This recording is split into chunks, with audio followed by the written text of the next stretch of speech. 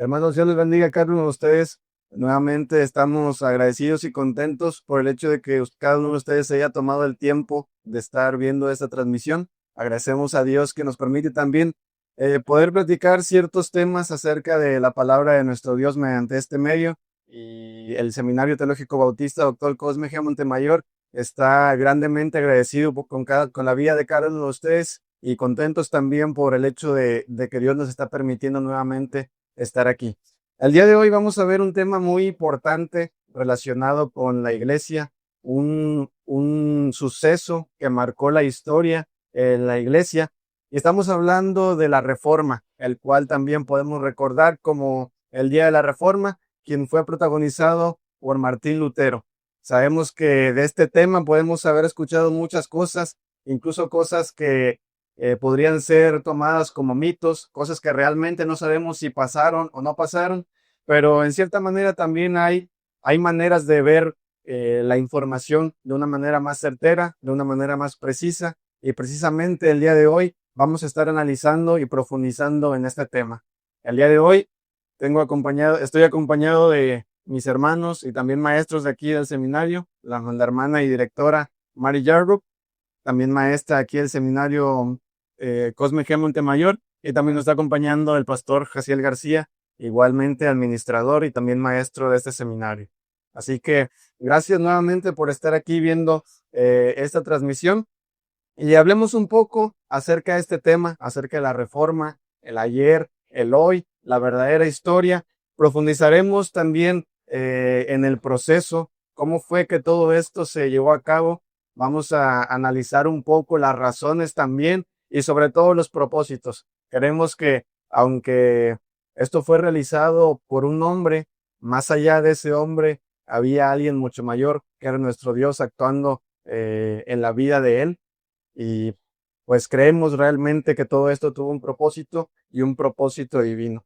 Por lo tanto, quisiera que comenzáramos el por qué se tuvo que llegar al año 1517, por qué la historia la historia de la Reforma la podemos empezar desde ese punto y por qué es importante abarcar desde ahí. Por lo tanto, hermano, sabemos que todo esto no fue algo en el que simplemente se realizó de un día para otro, no fue algo que Martín Lutero se le haya ocurrido de repente y haya ido a la iglesia a hacer una protesta y demás. Fue un proceso en el que incluso Dios estuvo trabajando poco a poco con él hasta que el mismo Señor habló a su vida y de esa forma Martín Lutero decidió ser obediente al Señor y confrontar muchas de las cosas que estaban siendo incorrectas en ese entonces en la iglesia. Por lo tanto, todo este desarrollo de la historia, de la Reforma, ¿qué clima espiritual y eclesial explica el surgimiento de cada una de esas tesis que Martín Lutero utilizó para hacer todo este movimiento de la Reforma? Gracias, David. Pues Dios bendiga a cada uno de ustedes. Gracias por acompañarnos en esta transmisión. La pregunta es muy interesante. ¿Cuál es el contexto que permite pues todo este movimiento, ¿no? A raíz de este evento. Yo creo que hay tres cuestiones principales que podemos distinguir en este proceso. La primera es una raíz pastoral y conocemos un poco acerca de esas discusiones internas, voy a llamarle así, o esas luchas internas que Martín Lutero llegó a tener respecto a la angustia que él sentía con el tema de pues, el arrepentimiento y cómo tener el perdón de pecados realmente, y cómo llegó a ese nivel de lucha interna por el tema de la culpa y cómo el pueblo podía llegar a tener seguridad de haber recibido el perdón. Algo que también vemos desde la perspectiva de la búsqueda de alivio. O sea, él decía, ¿cómo puedo obtener la seguridad de que he alcanzado la misericordia de Dios?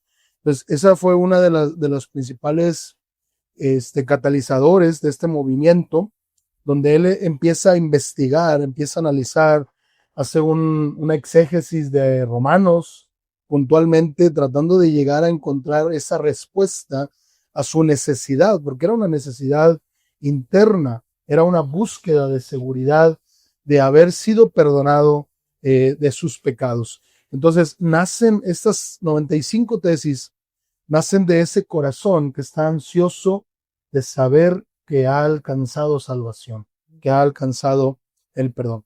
Pero luego también, aunado a esta lucha interna que Lutero está viviendo, vemos prácticas de la iglesia oficial que exacerban esa lucha interna, que le dan gasolina a ese incendio que ya estaba surgiendo ahí en el corazón de Lutero.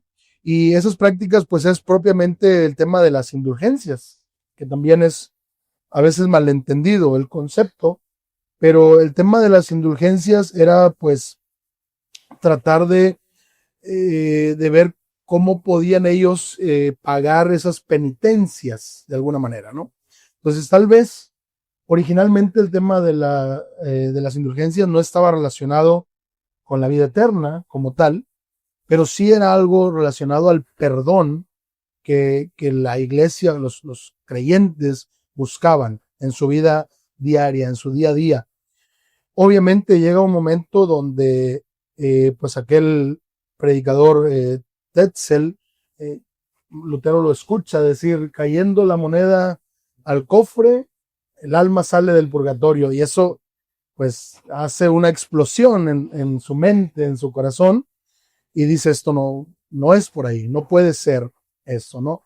Entonces, yo creo que eso también influyó bastante, y por supuesto, el tema de la imprenta, ya estaba funcionando esa nueva tecnología, toman las tesis de Lutero que él había puesto para llamar a un debate, eso es otra cosa que a veces tenemos mal interpretada, no era una revolución en su origen, y toman esas tesis, las traducen al alemán, las imprimen, y eso detona también aquel movimiento. Entonces, si me preguntas cuál es el contexto, el clima espiritual y eclesial, yo creo que son estas tres cuestiones, ¿no? Y de ahí se desarrolla entonces este proceso donde empiezan las disputas académicas, donde empieza el tema de los debates propiamente, que lo llevan a Lutero a aquella dieta de Worms,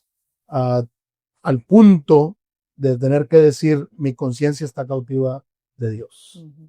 Y entonces ahí, pues ya no hay vuelta atrás, ¿no? Es el punto sin retorno, ¿sí? Entonces, yo creo que por ahí podemos empezar analizando este tema de las 95 tesis. Yo creo que ahí es donde llegamos al punto que de todo esto que estaba sucediendo alrededor de Martín Lutero, Dios lo utiliza, como bien dices tú, Dios lo utiliza para forzar a él a redactar esas tesis, a proponer un debate. Recordemos que Lutero no está buscando en un principio ir frontalmente contra el Papa ni contra la Iglesia católica como tal, pero hay cuestiones que a él le parecen irreconciliables, y que entonces a raíz de eso él escribe esas tesis, busca debatir, y cuando lo forzan a tomar una postura, pues dice, no puedo yo decidir otra cosa más que evocando aquella frase del apóstol Pedro, es necesario obedecer a Dios antes que a los hombres. Ahora, hermano, tenemos que también, quizás a muchos les pasó como a mí, al escuchar la historia de la Reforma, al escuchar sobre Martín Lutero. Yo cuando estaba pequeño recuerdo haber escuchado sobre este hombre, y en mi mente siempre pensé que era un hombre que había crecido en una iglesia evangélica, un hombre que lo habían criado desde niño en una iglesia cristiana. Uh-huh. Después, para mi sorpresa, me doy cuenta que él era un católico, era un monje incluso.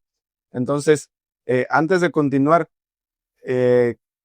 ¿cuál cree que fue el impacto o sería el impacto para los cristianos en la actualidad de saber que todo este movimiento de la Reforma inició con una persona que fue criada en la Iglesia Católica?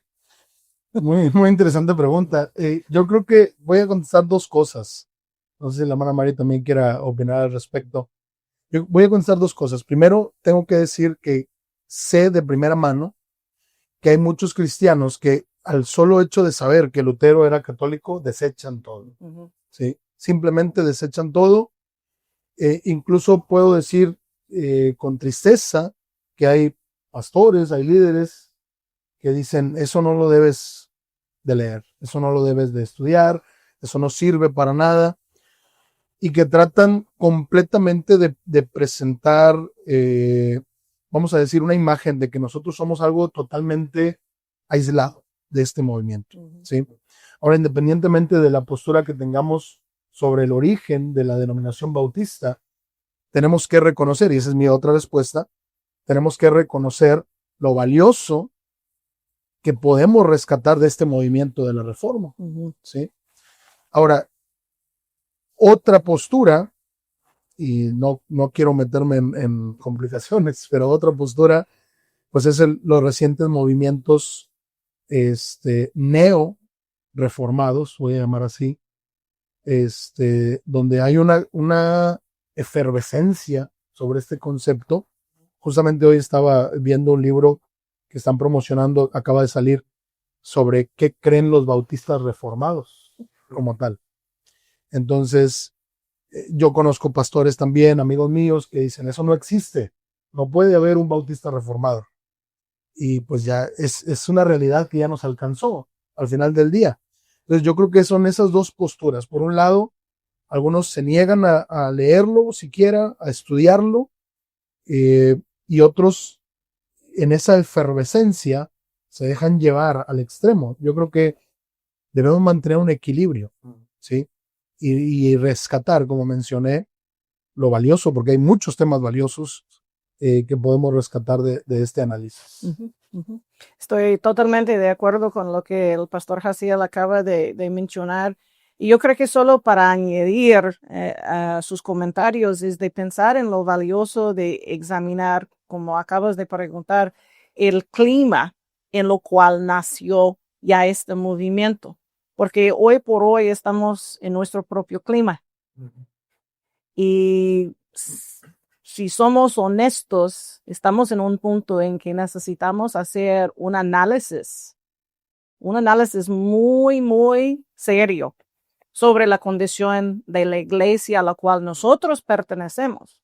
No que estoy proponiendo la idea de provocar una reforma, pero si soy honesta con ustedes, he escuchado ese tipo de comentario que tal vez necesitamos hacer un análisis, una evaluación de cómo andamos como denominación y preguntar si aún estamos caminando conforme de los principios bautistas que nosotros amamos, profesamos, de determinar si son dichos nada más o si son realmente las pautas que están marcando el camino de la iglesia hoy en día. Entonces, el tema de la reforma en sí tiene mucha relevancia por donde estamos hoy en día. Sí, definitivamente eso que la hermana Mari comenta sobre la necesidad de analizar cómo estaba la iglesia en ese momento, incluso respondiendo a la pregunta que hiciste, yo creo que eso también lo debemos tomar en cuenta a la hora de analizar los beneficios de la reforma, porque es entender lo que Lutero estaba viendo en la que hasta ese momento era la iglesia oficial y la iglesia, pues históricamente, el rastro de la iglesia, cómo se fue formando esa institución, ¿no? Entonces, eso lo lleva a él a analizar y estoy de acuerdo y tengo que confesar que yo soy uno de los que he comentado eso y he dicho eso. Creo que no estamos muy lejos de llegar a necesitar una reforma. Justamente ayer estaba predicando en una instalación de un pastor con siervo y yo decía que el principio rector, el principio básico de lo que creemos los bautistas es el señorío de Cristo y lo tenemos tan olvidado, ese tema. Realmente lo creemos como una tesis, pero no lo vivimos. Entonces yo creo que ese fue lo que provocó todo este movimiento. Sí, porque pues a fin de cuentas no se trata de qué iglesia es la correcta o cuál iglesia es la incorrecta, se trata de quién está siguiendo los principios que están en la Biblia. Entonces, como mencionaba el pastor Jaciel, el hecho de que muchos cristianos, con darnos cuenta de que Martín Lutero era católico y rechacemos, pues eso habla peor de nosotros que de él mismo, porque pues pudiéramos pensar en la actualidad, si la Iglesia Católica abandonara ciertas doctrinas incorrectas que están llevando a cabo hoy en día, si un día lo llegan a hacer y se enfocan en los principios bíblicos, pues aunque se llamen católicos, pues gloria a Dios que sea así, algún día.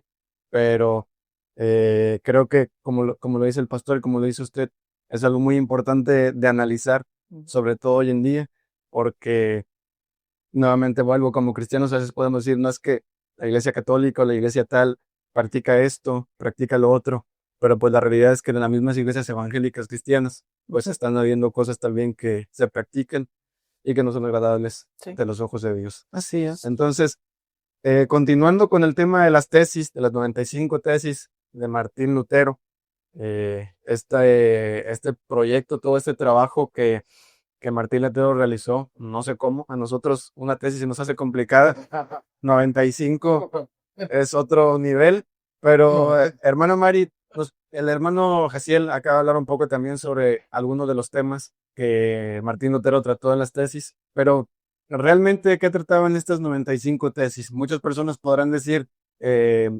ciertos temas acerca de las tesis, pero realmente, ¿qué fue lo que Martín Lutero escribió en las mismas o en qué temas se centró? Esa es una de las preguntas primordiales que tenemos que contestar en este foro, porque pues pensando en dónde estamos actualmente, ¿no? Aquí estamos en octubre, ya estamos caminando hacia el día de la reforma y cada año estamos en lo mismo, vemos en las publicaciones, en las redes sociales, el día de la reforma y Lutero y los 95 tesis. ¿Y qué tanto realmente lo conocemos? Más allá que un evento histórico. Entonces, analizando muy de cerca, pues el contenido de este escrito, y no se preocupen, no lo vamos a leer uno por uno, será muy largo la práctica, pero sí podemos ver ciertas categorías. Entonces, entrando, por ejemplo, los primeros 3 argumentos son sumamente importantes, fundamentales, porque se trata de un concepto que Lutero estaba manejando de la penitencia continua. La idea de que pues la vida cristiana debe ser marcada por un reconocimiento constante de la condición pecaminosa delante de Dios, en lugar de pensar en que pues puedo ir a un lugar en un momento definido y ser perdonado como un acto ritual aislado. Ese es algo que él estaba negando. Y dijo, en lugar de pensar en el perdón como un acto de vez en cuando, debe formar parte de la conciencia diaria del creyente, viviendo con la conciencia de que nosotros necesitamos experimentar el perdón de Dios y que solo Dios puede extender este perdón. Lo vemos esto en los primeros como 3 argumentos. Y luego en la siguiente sección, que realmente es una de las secciones más largas, su argumento 21 hasta 36, encontramos toda la sección en que él estaba realmente cuestionando el tema de las indulgencias que usted mencionó, aunque tengo que decir, lo de las indulgencias lo encontramos a lo largo del documento. Pero esta sección en particular es donde se ve Lutero realmente cuestionando pues su validez. Y si consideramos lo que está presentado en la primera sección, que solo Dios puede extender el perdón, entonces su argumento era, pues esas indulgencias no pueden brindar ninguna garantía del perdón. No hay forma de mandar una carta escrita con esa petición. No hay cantidad de dinero que podemos dar y recibir el perdón. Solo podemos recibir el perdón por medio de Dios. Y luego, después de esta sección en que vemos el cuestionamiento de Lutero sobre este tema, entre en otro, lo que voy a llamar bloque, en que se trata el tema de la culpa y la penitencia. Y está relacionado con lo que vienen antes, obviamente. Y aquí en esta sección encontramos algo interesante porque la énfasis como cambia y está enfocado en la vida del creyente y la condición del creyente o la persona delante de Dios luego para recibir perdón. Y la postura de Lutero era, mira, para recibir perdón, la persona necesita manifestar culpa, necesita entender su condición. La frase que usa es la idea de tener un corazón contrito, ¿sí? Delante de Dios. Entonces, se hace una distinción tan marcada entre la condición del corazón y lo que se presente por parte de la Iglesia Católica Romana como el perdón por medio de transacciones económicas. Se marca esta distinción fuertemente en esta porción en particular. Pero lo que me llama la atención de estos argumentos es que yo creo que aquí es donde podemos ver la influencia de su exégesis sobre Romanos 1, 16 y 17. La doctrina de la justificación fue fundamental para Lutero. Y el entendimiento que no hay forma, no hay camino hacia el perdón, hacia la salvación fuera de Dios. Ese es el único camino. Lo vemos este énfasis realmente en el corazón del documento, hasta como el artículo, argumento 55. Y luego se ve otro cambio. Ahora, a partir de 56 hasta 66, realmente la énfasis está en la función pastoral, la autoridad y función pastoral. Y pues esa es la sección que realmente provocó problemas porque se trata el tema de la autoridad del Papa, ¿sí? Ahora, bien dijo el pastor Jaciel, de ninguna forma Lutero escribió ese documento con el propósito de atacar el Papa, ni negar su autoridad. No hay evidencia de que estaba tratando de negar su autoridad, pero sí estaba tratando de mostrar que hay un límite de la autoridad pastoral, o en este caso sacerdotal, pensando en el contexto de la iglesia. Aquí sí encontramos algo interesante, por lo menos de mi punto de vista, porque su postura era que el Papa tenía autoridad para proclamar el perdón, pero no para venderlo. Muy, muy interesante. Yo creo que a lo mejor en nuestro contexto, esta primera parte, no la vamos a estar totalmente de acuerdo con esta postura, pero la segunda parte sí. De ninguna forma podemos pensar en el perdón como algo transaccional que puede lograr o comprar. Y luego hay dos categorías más que podemos ver.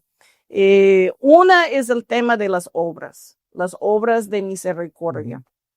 Y Lutero tuvo un entendimiento muy claro de que las verdaderas obras de misericordia no tienen nada que ver con las indulgencias.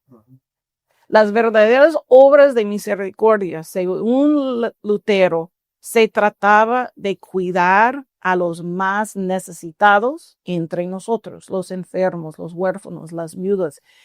La idea es, ok, tal vez tú y tu familia tienen recurso económico. En lugar de andar comprando indulgencias, debes usar este recurso para el beneficio de los necesitados. Esto es la forma en que debemos definir obra de misericordia.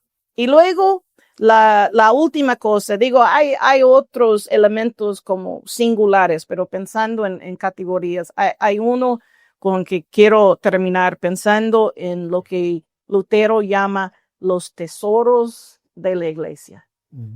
Ahora, tenemos que tratar de ponernos en el contexto histórico y entender la forma en que la Iglesia Católica Romana estaba definiendo tesoros. Y tesoros fueron definidos en dos formas. Uno, hablando de bienes. hablando de las ilustraciones, las pinturas, pues todos esos tesoros materiales. Pero hubo otra forma en que definieron tesoros, hablando del conjunto de obras de misericordia de parte de la iglesia. Y Lutero dijo, no es por ni uno ni el otro, porque el verdadero tesoro de la iglesia es el evangelio. Punto. Es el evangelio. Entonces, si nosotros examinamos, aunque sea nada más las categorías, sin meter en detalle a cada argumento, lo que se ve tan claramente es que no hubo ni una intención de separarse de la iglesia, de provocar división. Él quiso ver su iglesia reformada, ¿sí? Reformada en el sentido de la autoridad y función pastoral, en cuanto a la predicación y en cuanto a la práctica. Este es porque tomó el tiempo de hacer el estudio, hacer el exégesis y llegar a estas conclusiones. ¿Sí? Perdón, hermano. Viendo la oposición que tuvo Martín Lutero por los líderes religiosos y demás, quizá la respuesta pueda ser muy obvia o tal vez no, pero ¿cree realmente, no hay manera de saber, de conocer los corazones de cada una de esas personas, pero la oposición, la cual ellos tuvieron en contra de Martín, ¿cree usted que era por intereses personales o verdaderamente había personas que defendían a capa y espada eso como una convicción? Como decir, es que esto es verdad y no es por interés personal. Muy interesante la pregunta. Y como dices, pues sin conocer el corazón de cada uno involucrado, todo lo que podemos hacer es descansar en la historia registrada. Y la historia lamentablemente muestra que lo que estaba motivando la oposición a Lutero sí fue intereses personales. Y pues, Pastor Graciel, viendo lo que mencionaba la hermana Mari, el proceso, el movimiento que llevó a cabo Martín sin necesidad de ir en contra de una persona en específico, que al contrario, lo que él quería era que la iglesia volviera a los principios bíblicos. El ejemplo que Martín nos deja ahora a los cristianos en la actualidad, ¿qué tan importante es para nosotros el tomarlo cuando se trata de defender los verdaderos principios bíblicos? A veces queremos defender a capa y espada los principios bíblicos, pero nos sale mal el plan porque lo hacemos de una forma incorrecta o dejamos que nuestra misma carne sea la que pretenda defender esto. Pero creo que Martín Lutero nos dejó un ejemplo muy bueno. Él, según la historia, siempre sus batallas, podríamos decirlo, fueron debates teológicos con palabras. No se registra ningún movimiento en el que se levantó en armas o algo por el estilo, para nada. Entonces, todo este ejemplo que este hombre nos deja, ¿qué tan importante es para los cristianos el tomar? Definitivamente estamos viendo algo muy importante de considerar y de analizar, porque definitivamente no nada más no se levantó en armas, sino que él estaba en contra de una disidencia, él estaba en contra de dividir, en contra de salirse. Digo, se escala todo esto porque de alguna manera lo forzan a tomar una postura distante del clero y del papado. Y la pregunta que haces, David, yo creo que es muy interesante porque, por un lado, no podemos traicionar la verdad, los principios bíblicos, pero yo creo que todo empieza por la honestidad. Voy a regresar a la pregunta que hiciste previamente. Los que se oponían a Lutero, la historia nos dice que era por intereses personales. Entonces yo creo que empieza por ahí, por la honestidad de reconocer que si estoy proponiendo algo, si estoy desatando una reforma, vamos a decir así, que no es por intereses personales, que es porque realmente estoy convencido de que eso es lo que la Escritura enseña. Yo creo que si hoy tuviéramos aquí entre nosotros a Martín Lutero ese sería uno de sus argumentos iniciales. Yo no estoy buscando la gloria, no estoy buscando ser reconocido, no estoy buscando, no, él no estaba buscando formar la iglesia luterana. No. ¿Sí? No estoy buscando eso, estoy simplemente proponiendo, hemos errado el camino, nos hemos alejado de la palabra y quiero que volvamos todos juntos. Yo creo que esa sería mi respuesta para qué podemos aprender hoy de ese instante, de ese momento. Sería eso, de defender la verdad, pero ser honestos de que no estamos buscando nada más que seguir la verdad de las Escrituras. Gracias, hermano. Ahora también tenemos que recordar que, como lo mencionamos al principio y lo hemos mencionado a lo largo de estos minutos, no todo esto empezó directamente con la Reforma. Y recordemos que para que haya existido una reforma, primero tuvo que haber muchos debates previos. Entonces, quisiera que habláramos un poco acerca de la autoridad y la conciencia de debate a lo que ya fue una reforma. Y el pastor Casiel, ¿por qué cree que un debate llegó a escalar tanto de manera que se convirtió en reforma? Bueno, lo acabo de insinuar en lo que estaba comentando yo. Pues hay una escalada debido a que toca el nudo de autoridad. Lo comentó ahorita también la hermana Mari. Llega a ese momento donde lo obligan a él a tomar una postura. Y pues llegó al punto de no retorno, el punto de no puedo volver atrás. Empieza primero con lo que es una crítica hacia el abuso en la práctica. La hermana Mari lo comentó, a lo mejor definitivamente no estaríamos de acuerdo con que el Papa tiene poder para proclamar el perdón. No podemos estar de acuerdo con eso, ¿no? Pero él sí, de alguna manera, todavía estaba convencido de eso. Pero el tema no era ese punto doctrinal, vamos a llamarlo así, sino la práctica, ¿sí? Cómo estaban abusando de ese dogma para financiar pues, la Basílica de San Pedro, históricamente, ¿sí? Cómo estaban abusando de esa necesidad que Lutero mismo sentía, necesidad de seguridad de perdón, pues literalmente te doy un papel sellado, firmado, de que ya tienes el perdón, para que lo tengas aquí en tu mano a cambio de pues, el dinero.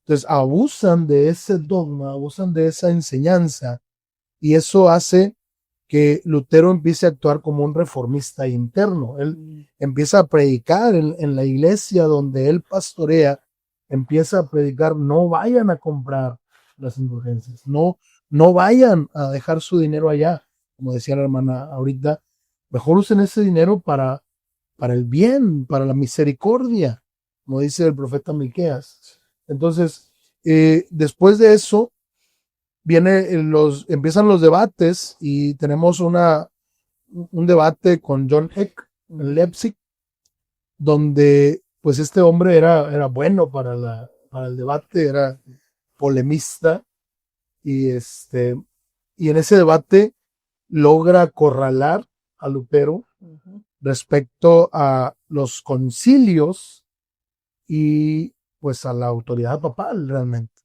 Lo acorrala al punto de que Lutero tiene que decir, son falibles.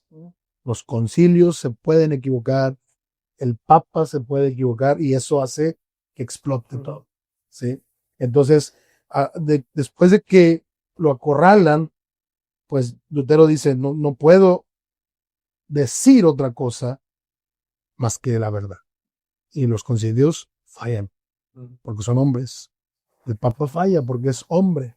Y entonces eso lleva a la disputa al punto culminante en el que Lutero ya para 1521 pues hace la frase sola escritura, la formula y la detalla, la desarrolla, es decir, solo la palabra de Dios, porque la pregunta es esa, si los concilios fallan, si el Papa falla, entonces, ¿Dónde? ¿dónde está la autoridad? Sí.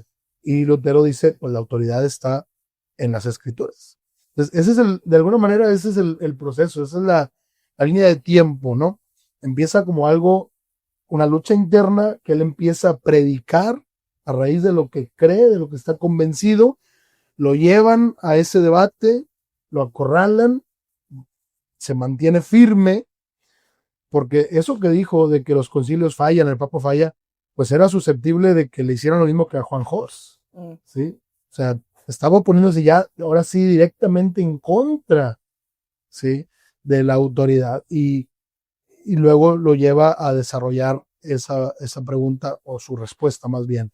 Solo la palabra de Dios tiene autoridad, solo la escritura es fiable, es infalible, solo la escritura tiene esas características. Entonces, yo creo que eso fue lo que provocó que un debate escalara al punto de llegar al movimiento de la Reforma. Ahora, en este mismo sentido, Martín, en base a lo que él había sufrido, porque según la historia, se dice que él batallaba por la culpa que él mismo sentía. Ujú. También está registrado un poco acerca de que los sacerdotes le tenían miedo porque cuando iba a confesarse tardaba 4, 5, 6 horas, porque él mismo decía que terminaba de repetir de confesar un pecado y se acordaba de otro y de otro. Entonces, él decía que necesitaba pedir perdón y así sentirse aliviado. Sin embargo, en cada confesión que él realizaba ante los sacerdotes, pues eso nunca satisfacía a su ser, nunca se quedaba tranquilo, porque, como sabemos, solamente Cristo podía darle ese perdón.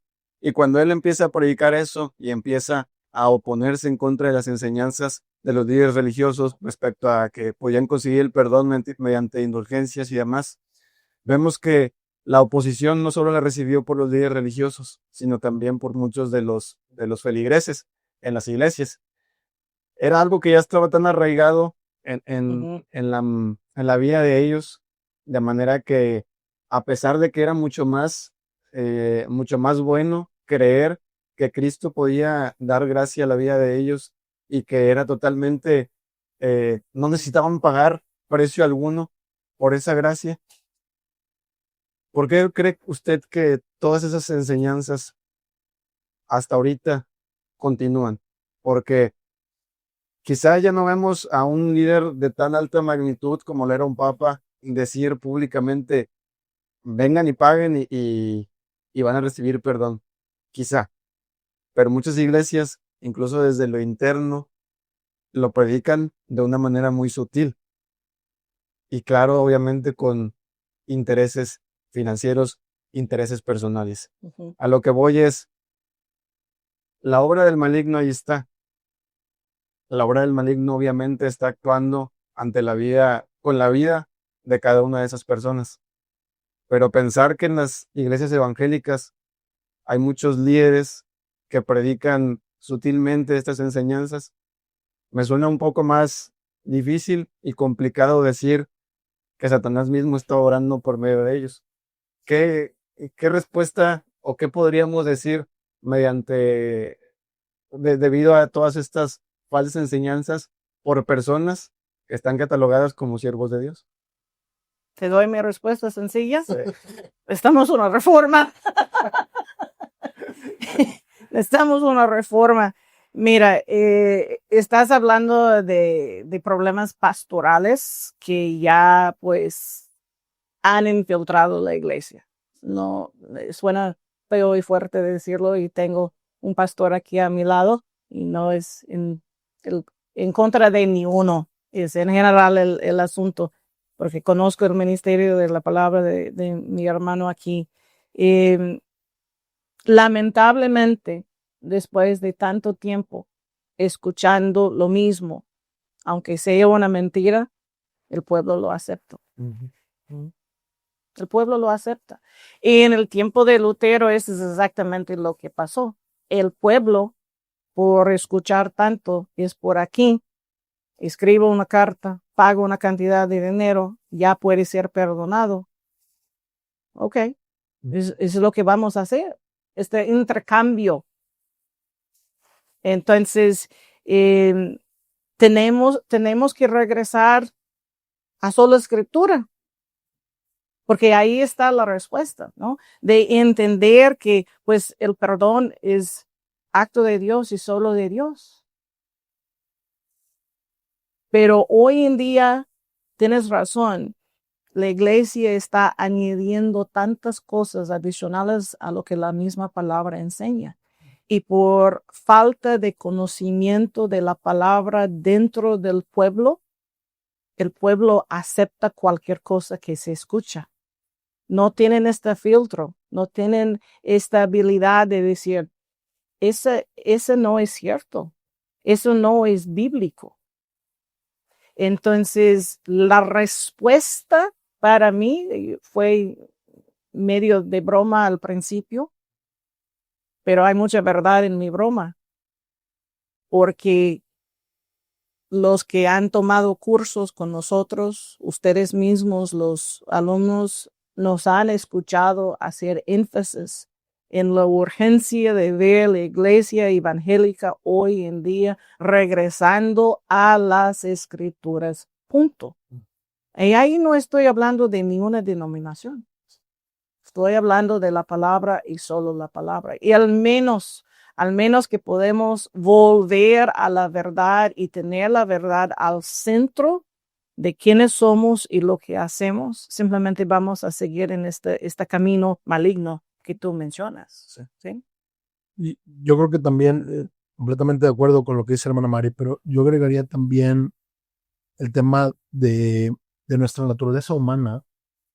Es más fácil para un hombre, para un ser humano, entender una transacción, una negociación, que la gracia. Entonces, al final del día, si me presentan esta opción de pagar, como dices, pues a lo mejor no hoy formalmente, no tan exagerado como Tetzel decía,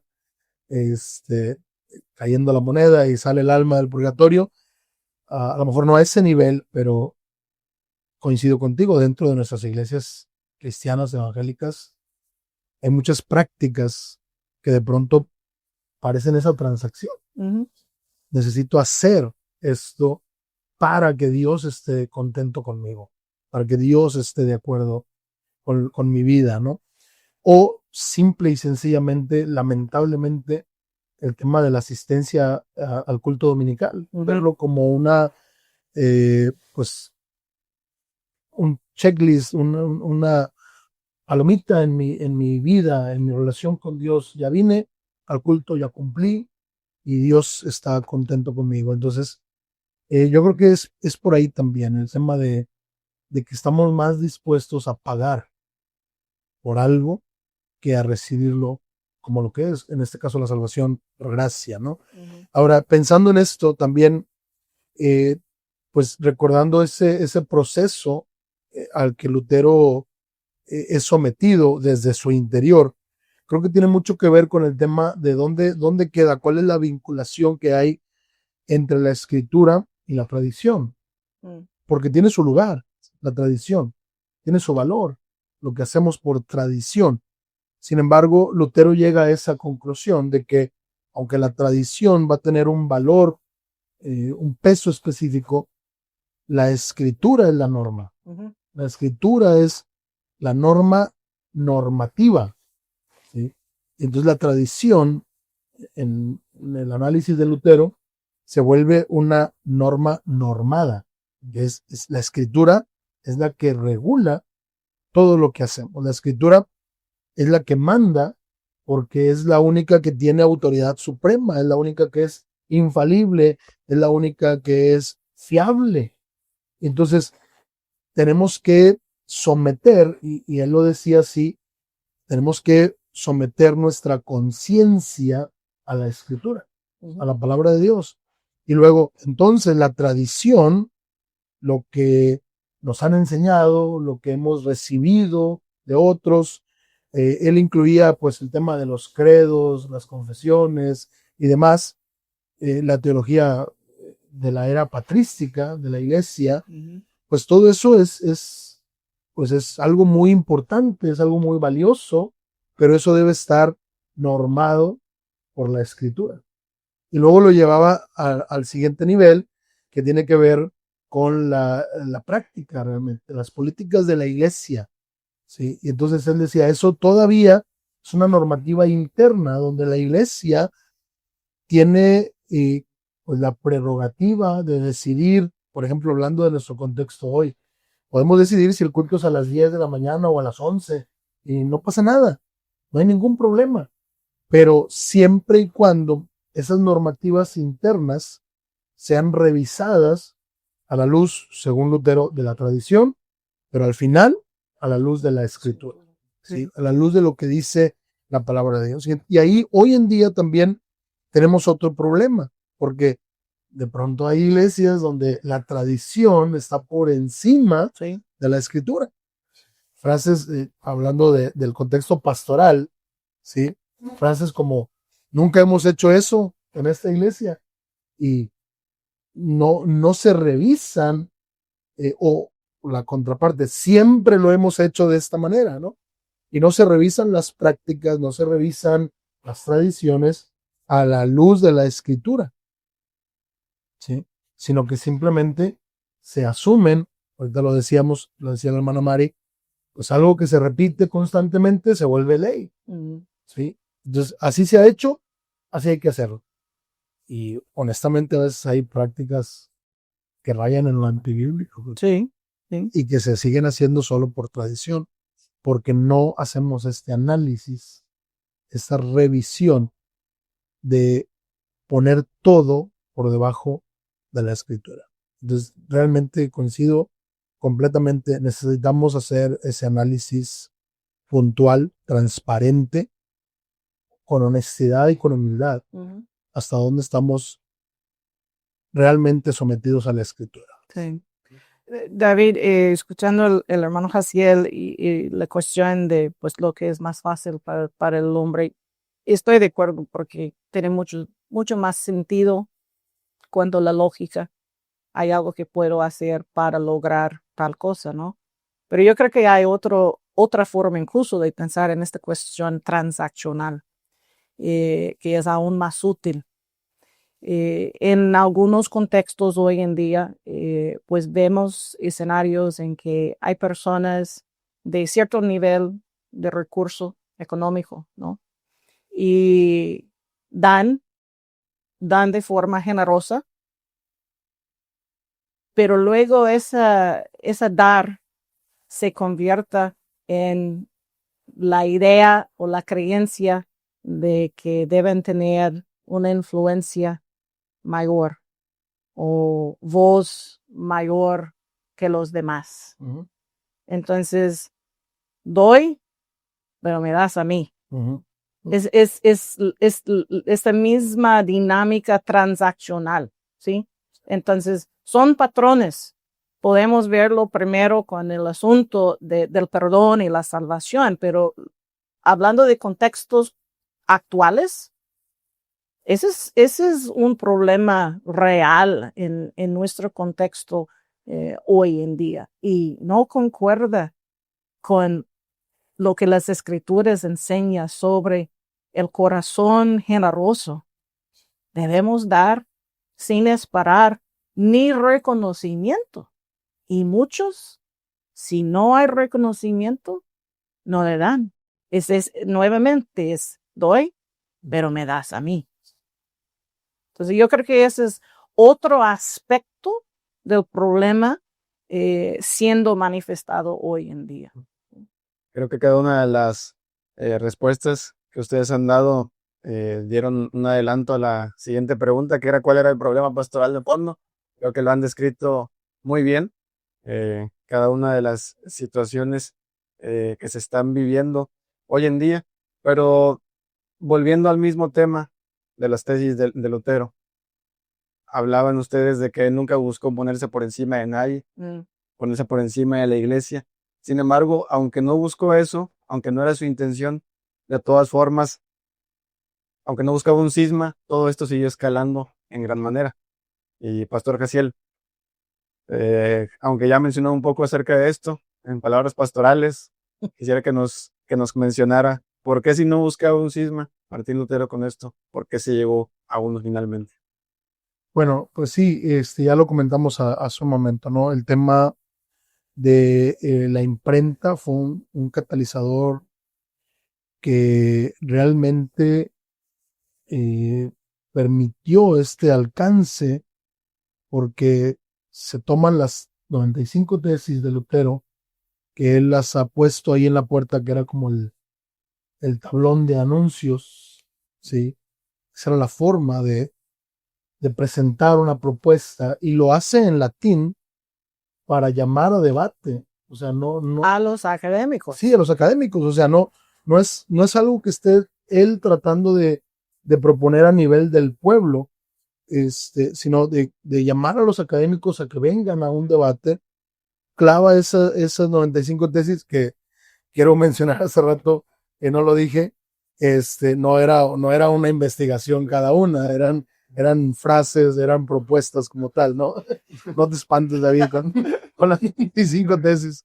No era una investigación cada una de ellas, aunque obviamente hubo un trabajo de investigación Sí. detrás, pero llega a formular estas frases y lo hace para llamar a debate académico, teológico, con personas preparadas, pero alguien toma ese documento, lo traduce, lo empiezan a imprimir, y eso provoca que la opinión pública se polarice, Ujú.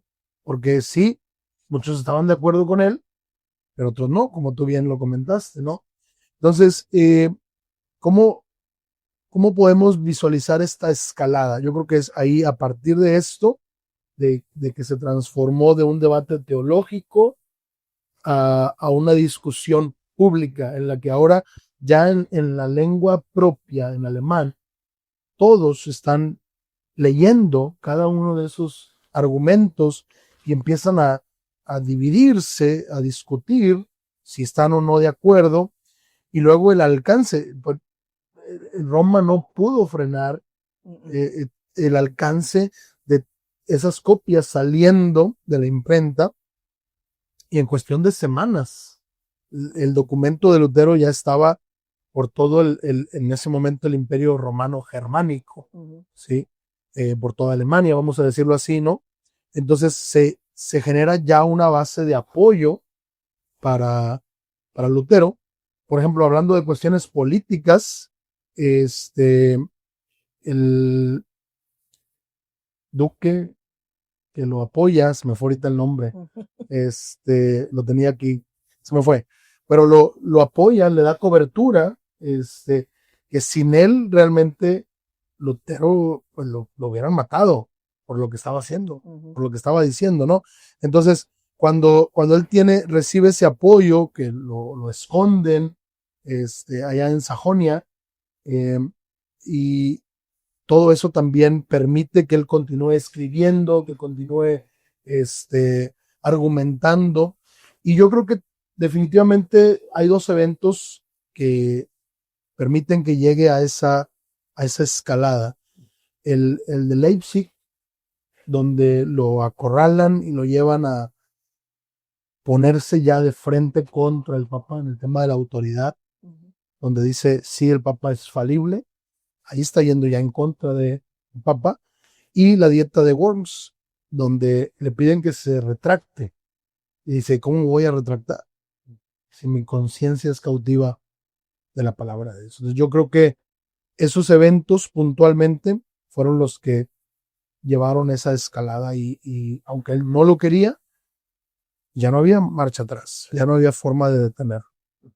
En cuanto a los problemas que se vivieron en ese momento, de los cuales también habla el pastor, pero volviendo en la actualidad a los problemas que se están viviendo hoy en cualquier iglesia, y que todos estamos, o bueno, que se peligra que todos podamos estar viviéndolos. Hemos hablado de algunas prácticas que se realizan, pero no hemos especificado. Tampoco espero que hablemos a detalle de cada una de ellas. Pero hermano Mari, hablando del día de hoy, ¿dónde es que sustituimos evangelio por transacciones, como Ujú. lo veíamos en el pasado. ¿Cómo podría eso aplicar hoy en día? Ok. Como mencioné hace unos momentos, la cuestión del dar con la idea de recibir. Yo creo que ese es un ejemplo clásico, pero no es el único. Yo creo que también necesitamos pensar en la forma en que nosotros medimos, tanto clasificamos lo que es el verdadero crecimiento en la iglesia. Ujú. En muchas iglesias, realmente indistinto de denominación, crecimiento está definido en términos numéricos. Ujú. Asistencia al culto, escuela dominical, eh, cuántos lugares tenemos para estacionar camionetas, cuántos salones de escuela dominical tenemos, cuántas personas podemos meter en el templo, la cuestión financiera, qué tan saludable andamos, qué tan sanos andamos, perdón, en cuanto a los finanzas. Y mientras que los números van así, decimos que estamos creciendo.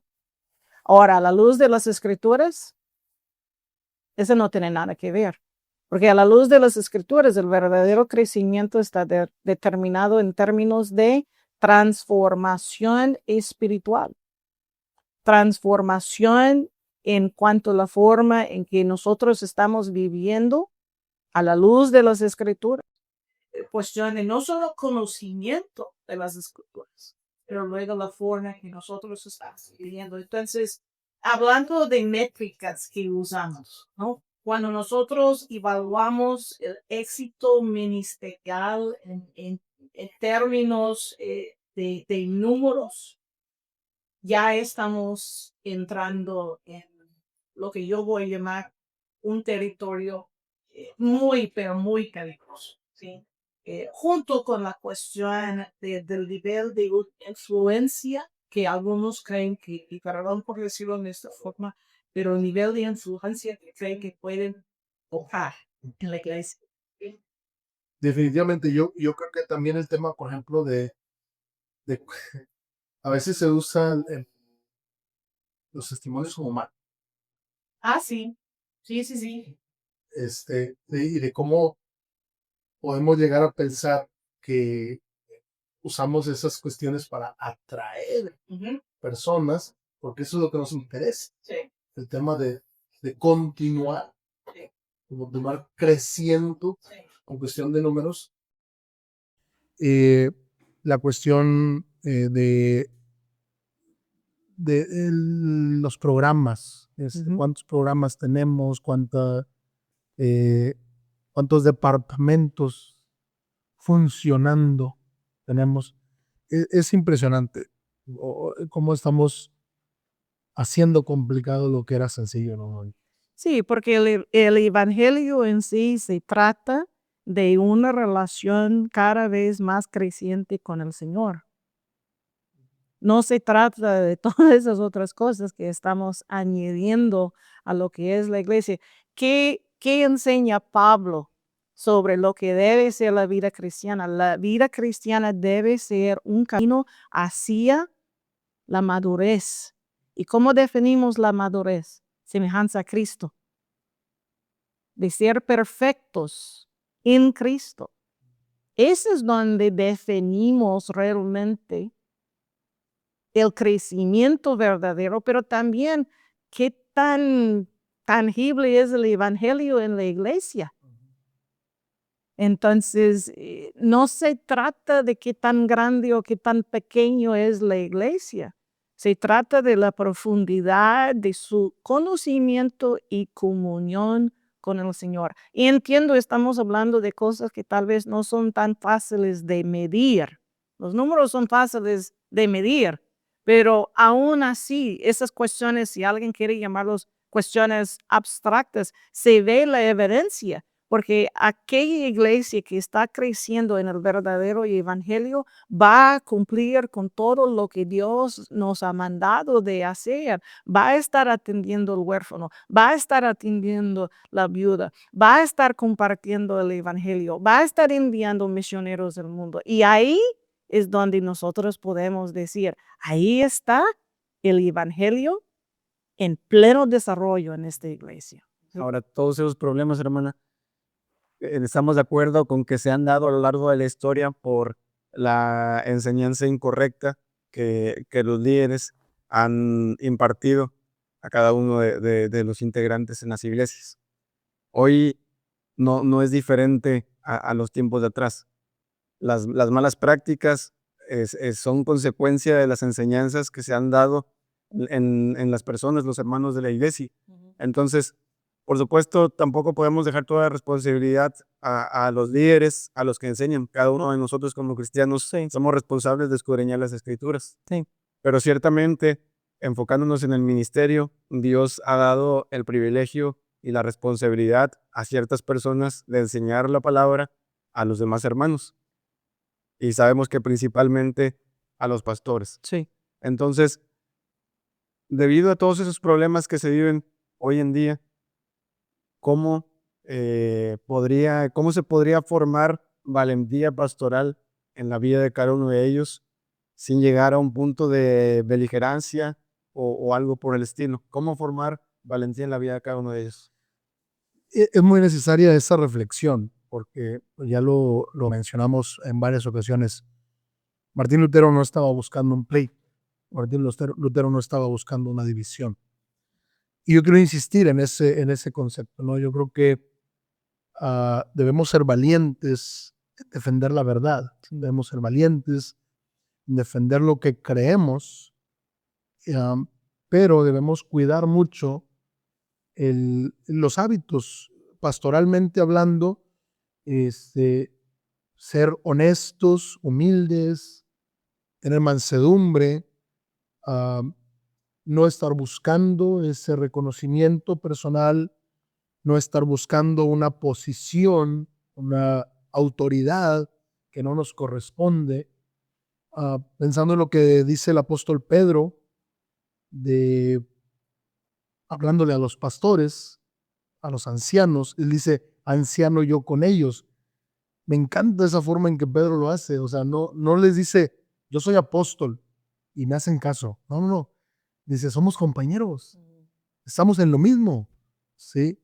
Y te estoy hablando a ti como compañero, no como una autoridad, no como alguien por encima sino como un compañero que vive lo mismo que tú, que enfrenta las mismas luchas que tú, y que Dios me está permitiendo tener esta reflexión y quiero que tú la hagas conmigo. Yo creo que sería algo muy importante para formar en nosotros los pastores y en los que vienen detrás de nosotros, que están siendo llamados al ministerio, formar esa valentía sin ser contenciosos, sin estar buscando un pleito frontal con alguien, ¿no? Hábitos que fortalezcan nuestra alma, nuestra vida interna, hábitos como la oración y la palabra. Dicen los apóstoles allá en Hechos 6, tenemos que enfocarnos en la oración y la palabra, regresar a eso. Tengo que decirlo también, a veces en nosotros los pastores, pues hay un agotamiento que nos lleva a un estado de irritabilidad, de estar siempre a la defensiva, de cuando alguien nos hace un comentario, creer que es un ataque y tratar de responder con otro ataque. Voy a decir algo que he dicho en otras ocasiones, se nos olvida que estamos trabajando para el reino de Dios y empezamos a trabajar para nuestro propio rey.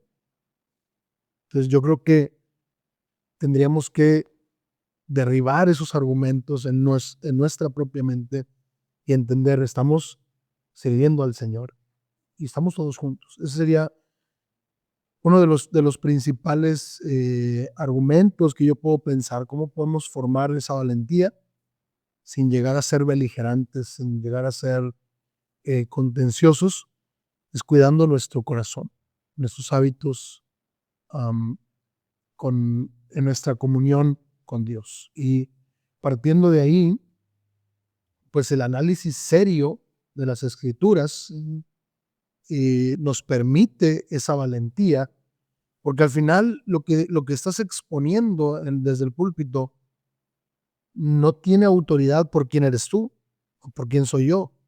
Tiene autoridad porque está basado en la palabra. Sí. Tiene autoridad porque estoy diciendo el mensaje de Dios, el consejo de Dios. Entonces, cuando realmente hacemos un estudio serio, un análisis serio de la palabra de Dios, podemos tener esa valentía. Lamentablemente, podemos llegar a sufrir lo que sufrió Lutero, de alguien que lo acorraló para llevarlo a un punto de no retorno. Y en ese momento tengo que decir, pues tendremos que seguir siendo obedientes a Dios. Sí. Ahora,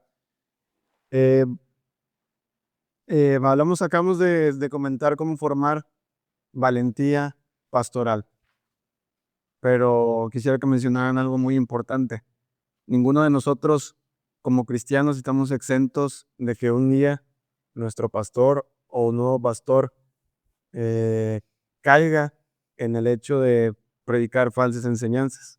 Entonces, asimismo como se debe fomentar una valentía pastoral, ¿qué se puede hacer en el caso de aquellos hermanos que conocen la Biblia, que la han escudriñado y que su pastor está yendo por un camino de falsas enseñanzas? Consejos en palabras actuales sobre qué podrían hacer este tipo de personas. En un caso muy grave, que es que claramente muchas veces se ha dado, en el que el pastor ha cambiado autoridad por tiranía y ha preferido predicar a lo que él le parece bien, pero no lo que dicen las escrituras. Los hermanos se han dado cuenta de lo que está predicando mal, se han dado cuenta que ya es un problema en la vida de ellos, en la vida de la iglesia. ¿Qué consejos prácticos y en palabras actuales ellos podrían hacer para poder tratar con la vida de este pastor sin la necesidad de tratarlo faltándole al respeto o tratándolo mal? Porque tampoco es el punto. Para comenzar, voy a decir gracias a Dios que la iglesia tiene conocimiento como para reconocer que el pastor está enseñando algo equivocado.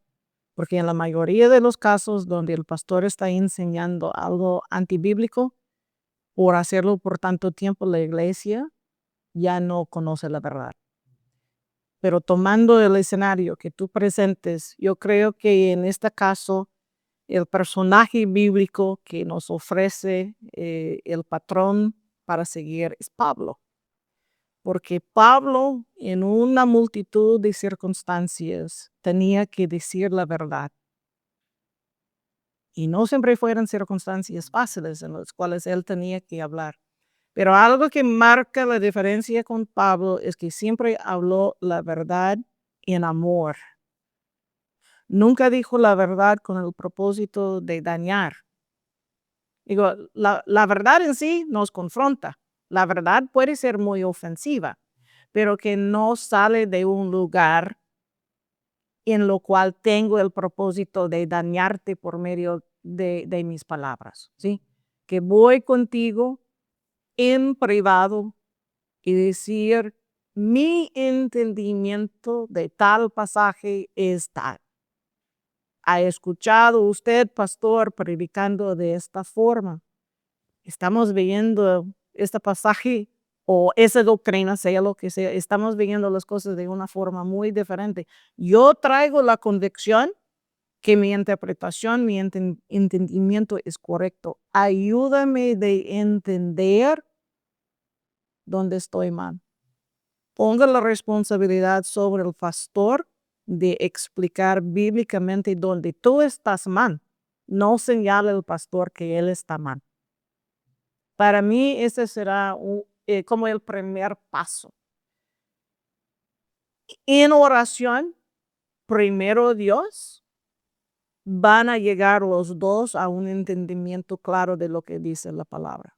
Eso es si el pastor tiene un espíritu humilde para recibir ese tipo de comentario. Pero si tú entras ese tipo de plática con el propósito de atacar, de lastimar, ¿qué debes esperar? El pastor va a levantar las defensas, no te va a escuchar y no vas a lograr nada. Entonces, De la misma forma en que el hermano Jaciel está recomendando humildad del lado del pastor, nosotros como ovejas, si hay algo que sentimos la necesidad de confrontar, también tienen que ser desde un lugar de humildad y amor y respeto por el hecho que Dios ha llamado tal varón a ser pastor. Ese es algo con que nosotros no debemos jugar, nosotros como ovejas, ¿sí? No es por decir que el pastor siempre va a tener la razón. Sin ofender, ¿no? ¿no? Todos somos seres humanos, ¿no? Pero aquel que ha sido llamado por Dios por pastorar la iglesia merece mi respeto tan solo por ser llamado. Y necesito manifestar este respeto en cada momento, en cada pauta, cada interacción que tengo con aquel que llamo mi pastor. Yo iba a empezar, estoy de acuerdo con lo que dice la hermana Mari, yo iba a empezar por el extremo. Iba a decir, si está en una iglesia donde no está siendo predicada la sana doctrina, tiene que salir de ahí. Pero estoy consciente de que ese es el último paso al del día, ¿no? Yo creo que estoy de acuerdo en decir, tiene que haber una primera interacción con el pastor y plantear. Yo siempre digo, tiene que ser tuyo lo que vas a decir. Estoy estudiando la Biblia y estoy entendiendo esto. No puedes decir, me dijeron, oí una predicación, escuché una enseñanza. No puedes decir, en la clase, en el seminario me dijeron esto. Por favor. No puedes llegar diciendo eso. Tienes que, si fue una clase o si fue una predicación en las redes sociales, la que te llevó a esa inquietud, está bien, pero tiene que haber sido un proceso tuyo. Escuché una clase, escuché una predicación y lo analicé. Estudié, investigué y llegar y decir, pastor, yo entiendo esto en la Biblia y lo que usted está enseñando choca con esto que estoy entendiendo yo. ¿Me puede ayudar a entender esto? Explíqueme, por favor, porque todos cometemos errores. Nadie tiene la verdad absoluta más que la palabra. Sí. Y al entrar en el proceso de interpretación y extracción, podemos cometer errores. Entonces, tal vez lo que yo entendí y lo que yo estudié tiene algún sesgo que al explicarlo el pastor voy a decir, pues no estaba realmente yo en la posición de sanidad. Sí. Pero si aún después de explicar o si no hay esa actitud de humildad para explicar, sigues teniendo esa convicción de que se está enseñando algo fuera de la sana doctrina, honestamente tengo que decir, no tiene nada que hacer en esa iglesia. No tiene nada que hacer en esa iglesia. Sí. Si no se está predicando la sana doctrina. Entonces, llega un momento donde sí hay un dolor por perder la comunión, el compañerismo, pero lo primordial es la sola escritura. Solo la palabra de Dios tiene autoridad para dirigir mi vida. Y si yo estoy yendo a una congregación donde se predica algo tergiversado, algo torcido, algo pues con un añadido a lo que dice la escritura que la contradice o que la tuerce, no tengo nada que hacer.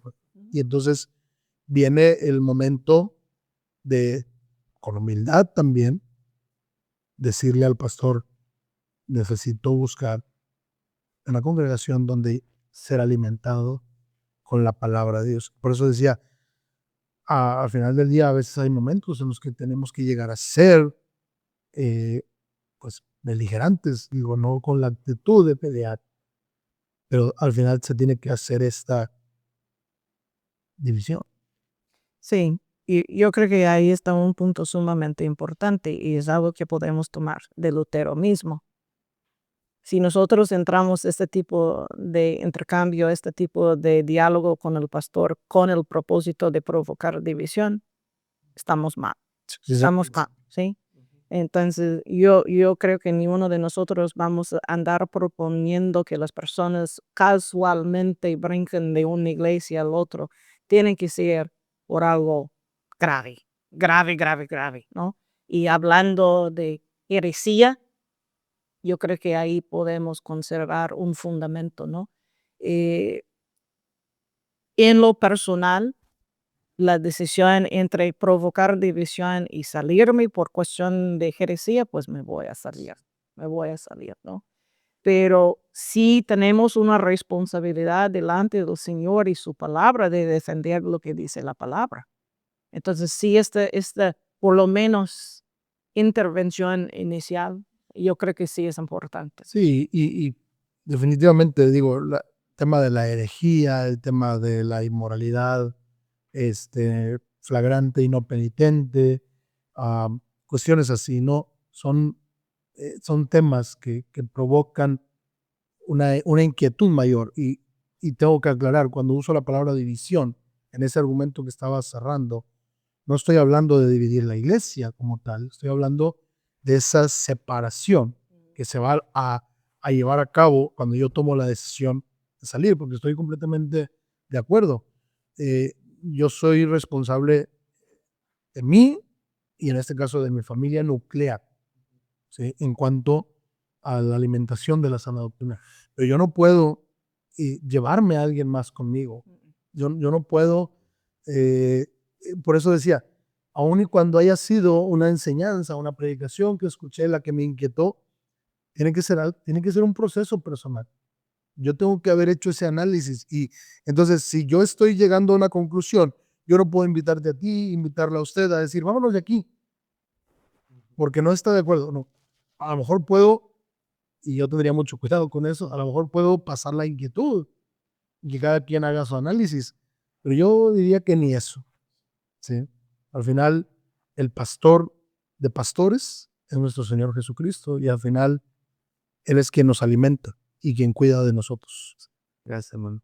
Hablar sobre este tema, sobre el tema de la reforma, sin duda podríamos estar aquí varias horas más hablando, varios días, pero por hoy estamos llegando al final de este momento y personalmente les agradezco este momento.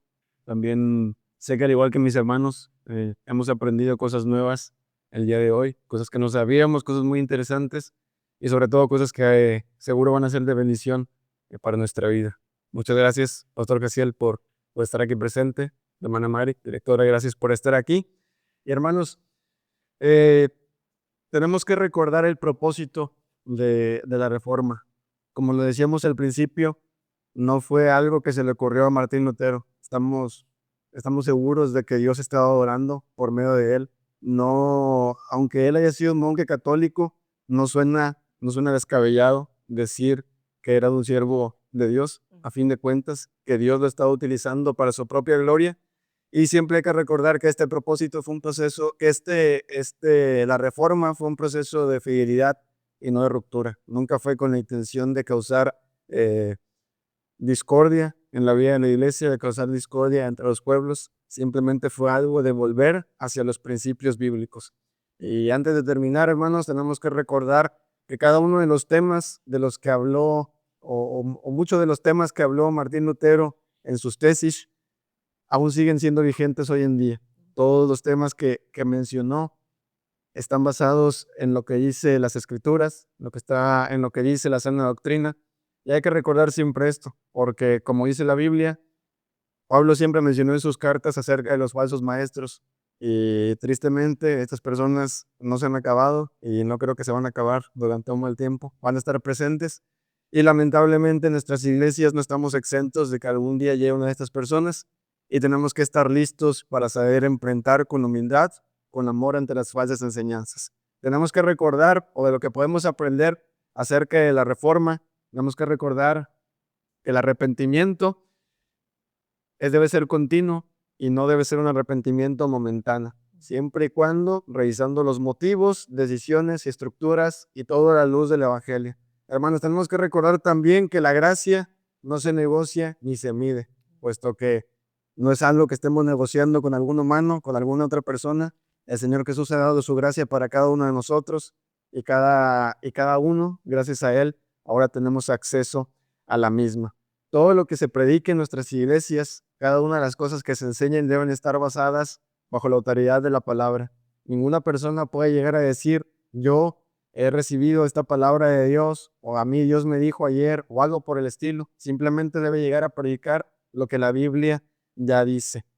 En cuanto al liderazgo, al liderazgo pastoral del que habló Martín Lutero y que debe ser con integridad, hay que recordar que el vivir con integridad no es un llamado para los pastores, es un llamado para todo cristiano. Pero si somos líderes tenemos un cargo de liderazgo en nuestra iglesia, sea pastor, sea maestro, líder de alabanza o algún otro puesto, tenemos que recordar que para nosotros también es muy importante el vivir en integridad.